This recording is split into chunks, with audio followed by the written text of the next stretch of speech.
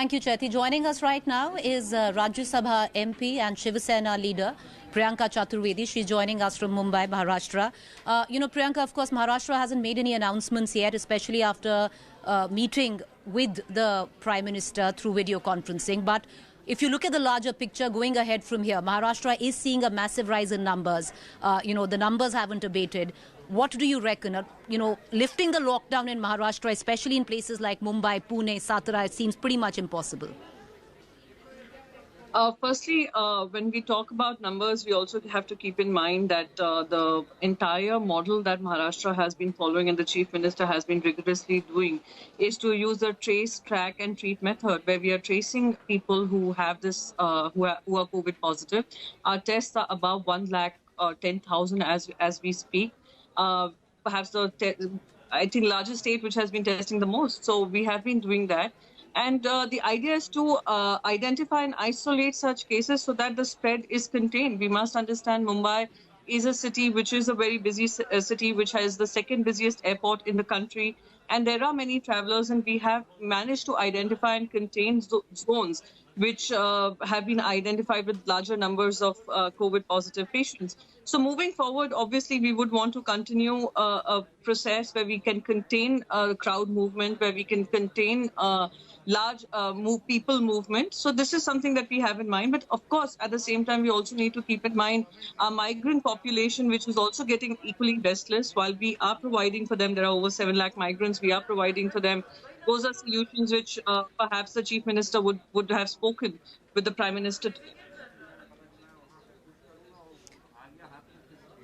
Okay, Priyanka, you talked about the migrant issue, and that is something which even the Chief Minister Uddhav Thackeray had made quite clear, because the state of Maharashtra, like you said, has about 7 lakh migrants. You're willing to send them back. So I think you would think that that would be one of the main issues going ahead at after 3rd May, that at least run certain trains where the migrants can be shifted to the places that they want to go, which would possibly maybe ease the pressure on the state as well.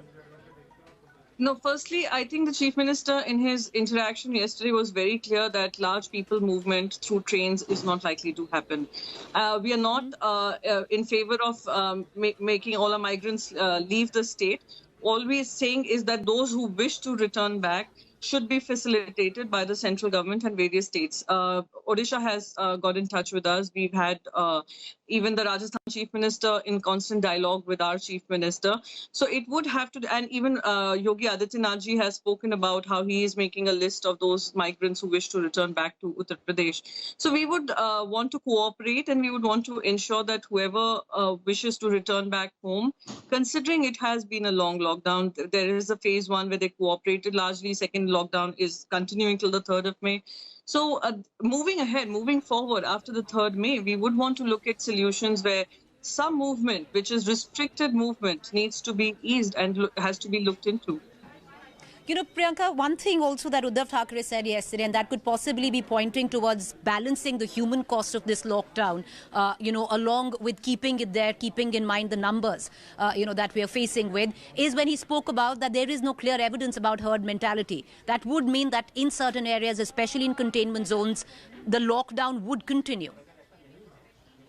I'm assuming you mean herd immunity or developing herd immunity. Yes.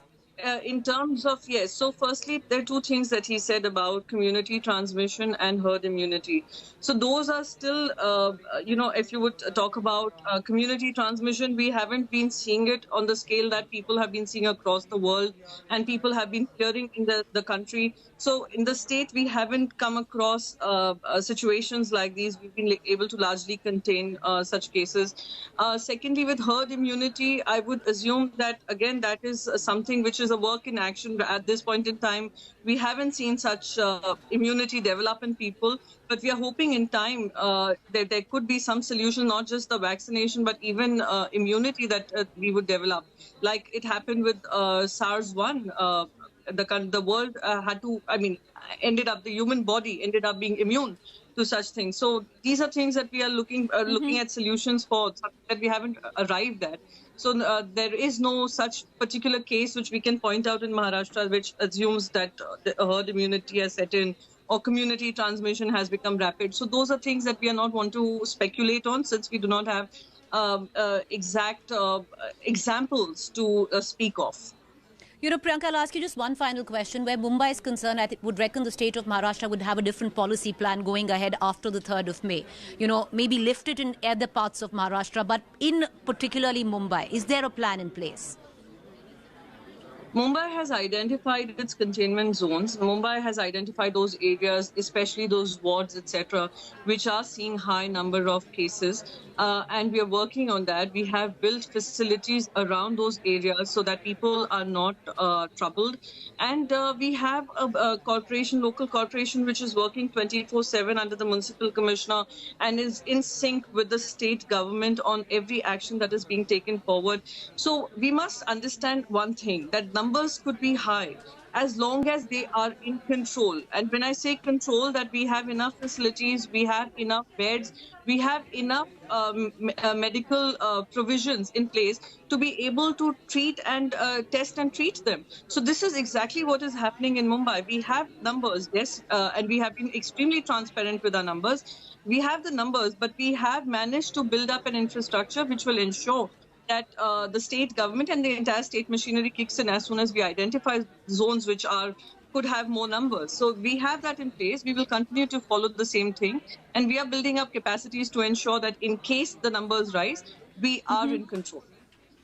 Just one final question, Priyanka. So going ahead, the state of Maharashtra should or would be looking at rather balancing the human cost with the economic cost? Absolutely. We also have an economic task force in place with which Chief Minister Uddhav ji spoke about. We have eminent economists who are on board. We have bankers on board who will be advising us the way forward as far as the economy for the state is concerned. We have also spoken to the Prime Minister with regards to the pending GST, which is due to the state. In terms of human cost, we also, like the task force that we have for our economy, we also have a task force to ensure that this humanitarian crisis is handled in a sensitive manner to ensure that every single person is looked after and nobody feels the burden of this lockdown. So I think it has been very strategic with best of minds, best of experts, best of bureaucrats in place to be able to ensure that Maharashtra ensure that there is no further rise, or if there is any rise, we can contain it as well. All right, appreciate you joining us. Thank you, Priyanka. Thank you so much. Thank you. Hi everyone, Preeti Chaudhary here. Hope you like this video. For latest news and analysis, like and subscribe to the India Today YouTube channel. And don't forget to press the bell icon to stay updated. Thank you for watching.